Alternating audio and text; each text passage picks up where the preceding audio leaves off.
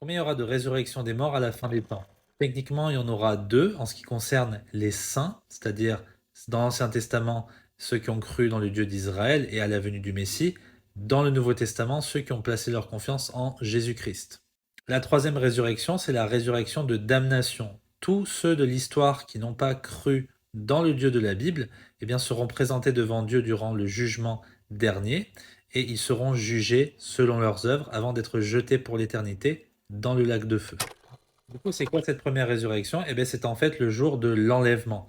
Tous les saints de l'histoire jusqu'à ce moment-là, eh bien, seront ressuscités et retrouveront Christ dans les airs, et ils ne seront pas sous la colère de Dieu qui dure 3 ans et demi.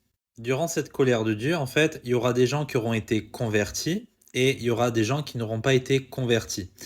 Dans les 2 cas, eh bien, il y en a qui vont entrer dans le millénium de Jésus-Christ. C'est la période durant laquelle Jésus revient avec tous ceux qui ont été enlevés à la première résurrection pour exercer l'autorité sur terre, eh bien, sur ceux qui ont survécu à cette colère de Dieu.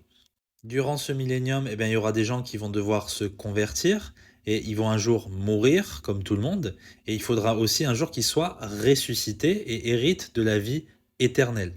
Donc en fait, c'est pour ça qu'il y a besoin d'une deuxième résurrection qui aura lieu à la fin de ce millénium, juste avant le jugement dernier.